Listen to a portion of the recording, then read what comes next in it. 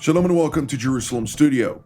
With the vote count in Israel's parliamentary elections formally over and published in the official Gazette, the focus has shifted to the president's house here in the nation's capital, where Reuven Rivlin, due to retire in 3 months, consults with the 13 parties elected to the incoming Knesset, Hebrew for parliament, in order to settle on a nominee able to form a viable coalition.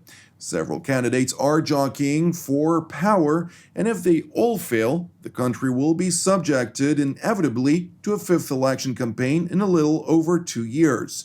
To analyze this topic, we are joined from the central city of Bet Shemesh by former Knesset member Dov Lipman, who is the Secretary General of the Confederation of United Zionists. Thank you for joining us. Thank you for having me. Also joining us from the southern city of Beersheba is Dr. Yonatan Freeman, who is a political scientist at the Hebrew University of Jerusalem. Thank you for joining us as well. Thank you very much. And with me here in the studio is our TV7 analyst and host of Watchmen Talk, Mr. Amir Oren. Amir, give us a broader understanding. We've already discussed twice during the election and post-election, of course, also pre-election, the variables of what is about to happen. Have we analyzed it correctly, or are we now in a situation where we need to explain why we have mistaken ourselves? Well, our viewers probably don't really remember that I was always correct and you all were always wrong. So I'll just let them remember dimly who said what when. That doesn't really matter. But yes, the general trends were foreseen. And what we now have can be described as 3 zero-sum games being played concurrently. The first zero-sum game is Netanyahu or not Netanyahu, Bibi or no Bibi. If Netanyahu gets it, obviously none of his competitors does. The other one is in the anti-Bibi camp. If Yair Lapid, who has garnered the most votes in this camp, get it, then all of his competitors do not. And the third game is that if none of the contenders gets it, yes, we do go for a fifth round of elections in less than 3 years. It seems as if Israel cannot kick the habit. People have gotten used to it. Are getting a kick out of it rather than kick the habit. But as we are speaking now, it seems as if the chances for a government being formed by someone who is not Netanyahu are better than our having fifth elections or Netanyahu being able to stay in power, for the very reason that this is the common denominator of all the medium or minor players, if Netanyahu is the only major one, being arrayed against him. I'd like to refer the next question to Dr. Freeman. Time and again, we've gone to the polling stations trying to elect the party, if you will, that most represents us as Israelis. Yet, time and again, it seems that everybody is poised or more focused on replacing Netanyahu rather than identifying the fact that he repeatedly manages to secure the most mandates, except for one time within the 120 seats available. And yet all the smaller parties are still adamant that he should leave office. Why is that?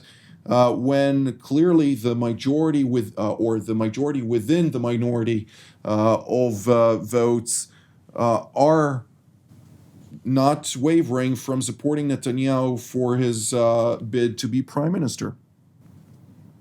So I think there's really a connection to what the public views the leader that they want. I mean, if we look at the polls showing which of the different candidates is more an individual who people can see as the leader, Netanyahu always takes that spot. I think that in the end, there isn't really one alternative to Netanyahu.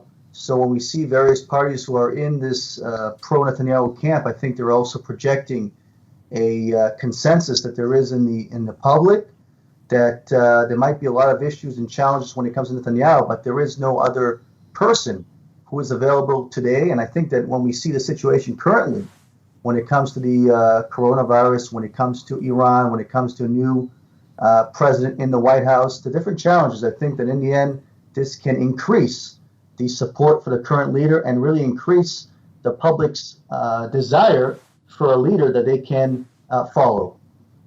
Indeed. Former Knesset member Lipman, your response to this?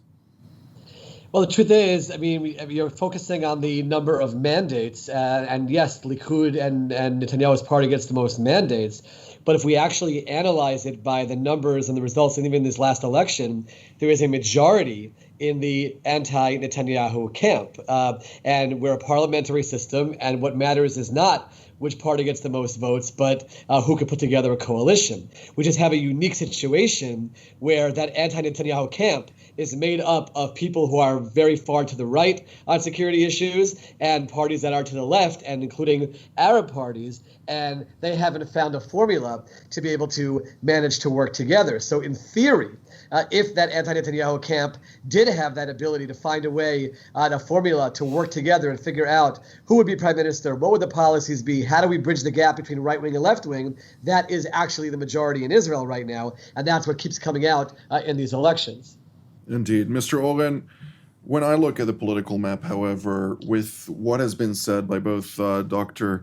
Freeman and former Knesset member Lipman, you can't ignore, the fact that in the camp that opposes the prime minister, on the one hand, you have a pure communist party sitting next to a pure capitalist party, and both of them not agreeing to sit, and vocally so, together in any option of a coalition that would potentially replace Netanyahu.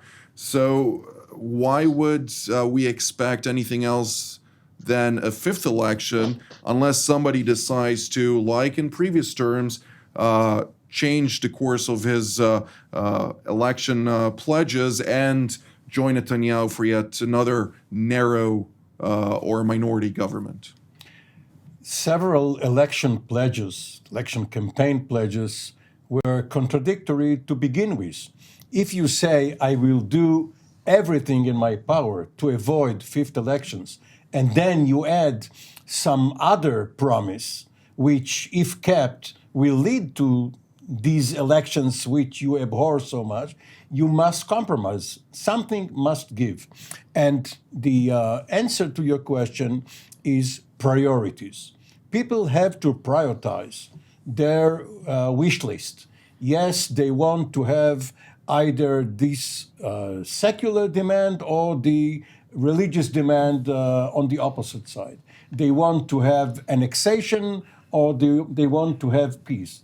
It doesn't really matter. It all comes down to two questions. First of all, are they, the people who are against Netanyahu, are they going to topple him once and for all? Presumably, he may come back in another election sometime in the future. So are they going to coalesce and topple him? And if not, are they ready to be blamed for bringing the fifth elections upon Israel? Because if it comes down to some petty squabbling over who gets what, and then Israelis go to the polls and punish those who are supposed to be blamed for it, then it does not make any sense for them to insist on their demands. So if all of that happens, and there is another actor, which we only mentioned in the introduction, the president can decide, having heard all of the parties, all of their representatives, and he is going to do it with a full and direct media broadcast of his consultations for the public to see. If he then decides, for instance, to let Yair Lapid go first, have the right of first refusal, it doesn't necessarily mean that he will be successful, but it does mean that all the minor players will have to take a seat backstage, and either help Lapid or go down with him. This will clear their minds. So a week from now, almost a week, because next Wednesday is when the president will make his choice, we will know whether all of the jockeying for power that you mentioned helped Benny Gantz or Gideon Sa'ar or Naftali Bennett. And an educated guess is that Rivlin may give the designation to Lapid and let the others play according to this rule book. And if Lapid does not succeed in 28 plus 14 days, either the president gives it to Netanyahu, or the Knesset finds some other compromise, or we will go to these elections. Indeed. Dr. Lipman, are you, Dr. Freeman, are you seeing a reality in which, for instance, New Hope under Gideon Sa'ar, who also was joined by Benny Begin, the son of the late Menachem Begin, who was the prime minister in the late 70s, who made the transformation from left to right in Israel's political spectrum, would they sit together with Arab parties, including Islamists, who openly visit people defined by the Israeli public and legal system as terrorists? Would they agree to sit with those people at a time when they openly also pledged not to sit with them as much as they pledged not to sit with Netanyahu? Well, I think it's a very good question. I mean, if we look at what we've been talking about, the pro-Netanyahu camp and the anti-Netanyahu camp, we have to ask the question, are those people who are anti-Netanyahu willing to sit with people maybe that are anti-Israel? What's more important, being anti-Netanyahu or anti-Israel?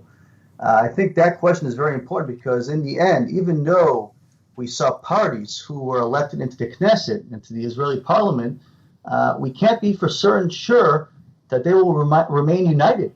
We saw it in the previous elections where even the blue and white people left different parties. So I think that even though we see these parties joining, we may see some sort of a reality where Netanyahu may have enough people with him under the auspices of different parties, and when push comes to shove, they'll be leaving the party and joining his bloc.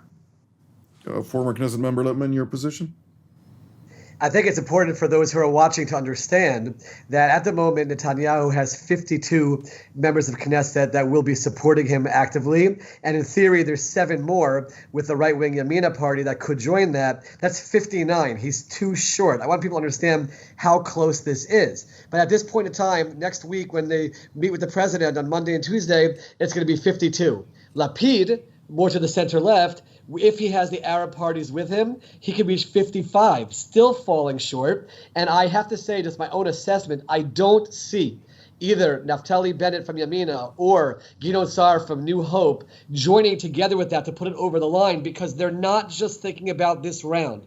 These are young people, relatively, who are thinking about being the future leaders of the right wing post-Netanyahu, and they're not going to be willing to sacrifice that just to be able to topple Netanyahu right now. And they will be sacrificing being the right-wing leader if they join together with the very left-wing parties and the Arab parties. So I don't see a way for them to be crossing that line, and therefore just looking at the situation right now, unless Netanyahu somehow finds a way to bring 2 over to help him cross over to 61, we are very much looking at a stalemate and are very much looking at heading towards the 5th election in the summer. Mr. Oren? Well, we have Freeman and Lipman and a straw man. And the straw man is the Arab member of Knesset, either from the Ram party, the Islamists, or from the joint list or whatever was left of the disjointed joint list. Because Netanyahu already legitimized sitting with these parties, or even with the right-wing party in the Arab camp, Ram party, which outflanks the joint list. And just to carry the analogy to another realm, in the 1980s, under mostly Likud governments, Israel tried to build up Hamas as an alternative to the Palestinian Liberation Organization, the Palestine Liberation Organization. Why? Because the PLO was nationalist, contended with Israel over territories, And there was a belief or an illusion that with religious movements, one can compromise or at least get some sort of a ceasefire, an armistice, hudna. And Hamas first started out as a welfare and religious services movement which Israel helped. We know what happened next.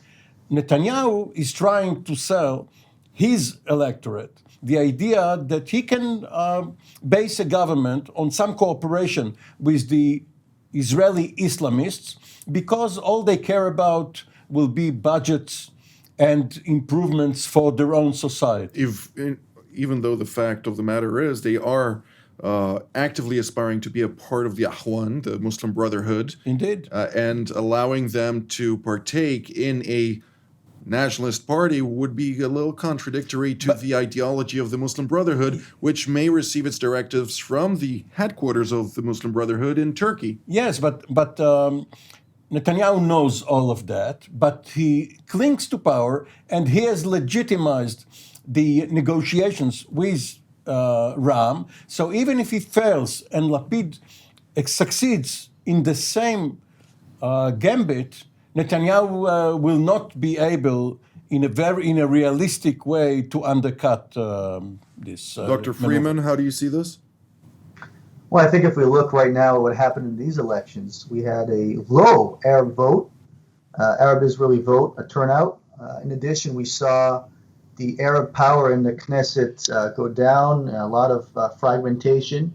And I think that maybe as a result of what Netanyahu has done over the last couple of years with the Arab and Muslim world, I think that we have to see, but it looks like maybe even Likud was the party that got the most out of the Arab-Israeli vote of all the other Zionist parties, even more than Meretz this time around, and other in labor even. So I think it's a opportunity that Netanyahu knows about. I think that in the end, the Arab population wants to be a part of any kind of government. I think it's very similar maybe to some of the ultra-Orthodox camps that in the beginning said we don't want to be a part of anything, but in the end now they are part of it. Even in the past when they said we will never be a minister, and then they became a minister. So I think it's a population that in the end wants to be a part of future government. I think it's something that Netanyahu is looking at, and it could really be something that leads to a new form of his government. Former Knesset member Lipman? I agree that the Arab population probably very much wants to be part of the country's leadership and the government. The problem is that even the Ram party, this party that everyone feels might be able to join with Netanyahu, they have laid out their demands for what would be required for them to join a government. And that includes getting rid of various laws like the nation-state law, the Kamenetz law, giving some official status to the Bedouin villages that popped up illegally, things that I do not see any right-wing government being able to give a stamp of approval to. So those are conditions that make it impossible. So even if the population wants to be part of the government, to make demands of the government other than help the Arab population with economic infrastructure, education, those are very legitimate demands that any government, right-wing or left-wing, could give into. But at the moment, what they're asking for, I don't see a Netanyahu government being able to give. I do see a Lapid-led government being able to give, but then the right wing of the anti-Netanyahu camp won't be able to join with that either. And that's why I go back to what I said before in terms of the stalemate and even the Arab parties not being able to play the role of kingmakers here. And not to forget, of course, that within Netanyahu's 52 mandates of support, or 51 if you exclude him from this count, there is, of course, also Otzma Yehudit, the two members of parliament who joined the religious Zionist in a coalition in order to pass the electoral threshold, Ben Gvir and one more, who are openly calling for the expulsion of all Arabs. They're not willing to work with Arabs. They also promote persecution of Christians in the land, and they're very extremist beyond what Netanyahu is willing to deal with, because of the fact that Kahana, their forefather, ideologically speaking, was banned from Israeli politics, of course, under American pressure, which regarded him and his party as a terrorist organization. How do you see something like this actually dealt with from Netanyahu's behalf, considering the fact that also Netanyahu himself said that they cannot be part of any government or any ministerial position, but rather only be part of the coalition to make something like this viable?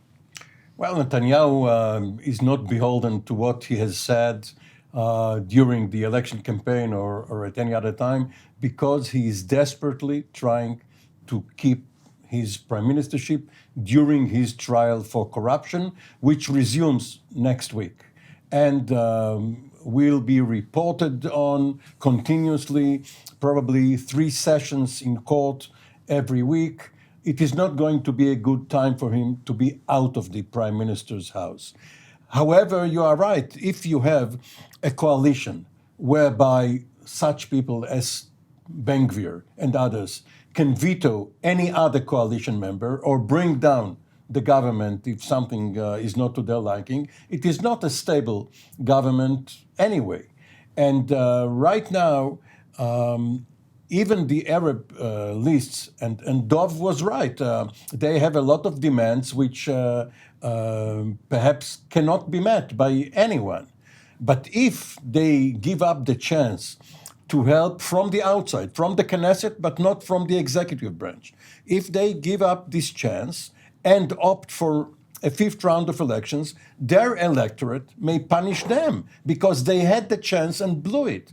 So for them too, it's a game of brinkmanship. Right now, we are still in the preliminary stages of negotiations between the various parties. But there will come a time, starting next week, when they have to get serious. And then we will see whether some positions are non-negotiable, irreversible, or can be traded for budgets, portfolios, and the like. Dr. Freeman, I'd like to ask you specifically, in light of the various analysis just voiced by everyone, and I'd like to get all of your opinions on this specifically.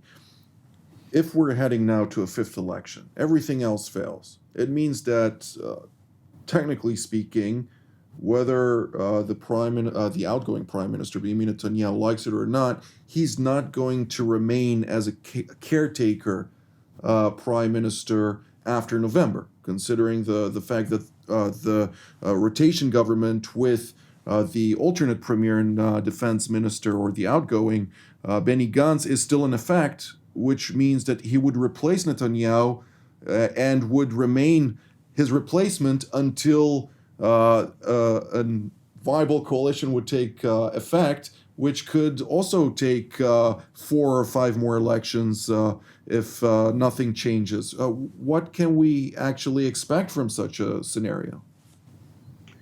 Well, I think in the end, this could really lead to more and more calls by the public for electoral reform.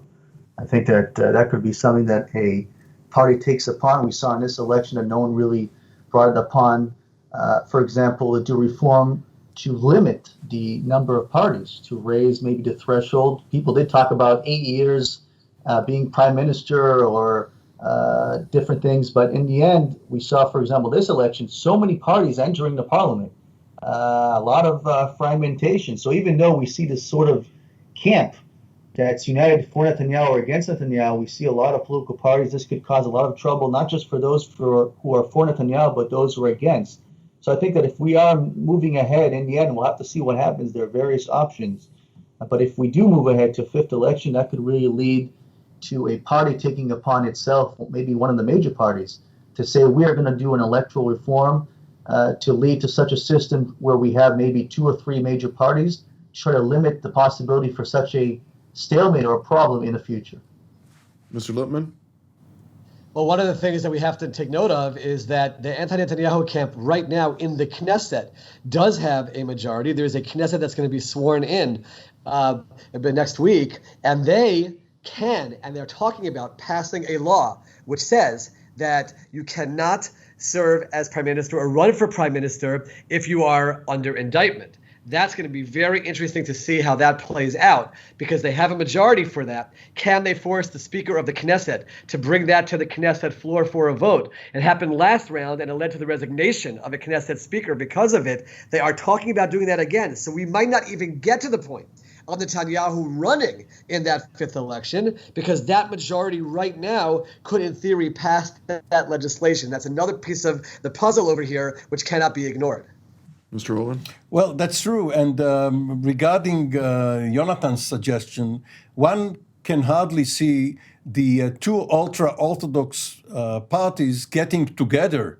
They themselves have such differences that in order to pass the new threshold, they would have to unite, they would have to agree on a new leader or number one in the list. It's almost impossible. And even if they do, we will see the same fragmentation after the elections. There are so-called technical blocks in elections, parties getting together in order to bypass the threshold and then being divided again.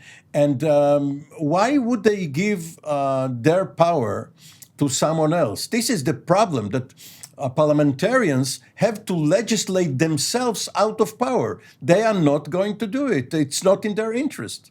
However, when we're looking at what was just said by former Knesset member Lipman, a viable option of actually passing a law against an indicted person in office is an option. However, from what I hear within various parties, they're not going to join this bid because it raises a lot of new challenges that they don't really want to be part of. But you know, people are speaking about the so-called personalized law. What we have right now is a change in the basic law to government in order for Netanyahu and Gantz to serve as prime minister and alternate prime minister, respectively. So the principle of having a personalized law has been broken for Netanyahu, can be broken against him. All right, well, this is all the time that we have for today, so I'd like to thank Dr. Freeman, former Knesset member Lipman, and Mr. Oren for being part of today's panel. And I'd like to thank our viewers as well, and we will see you next time.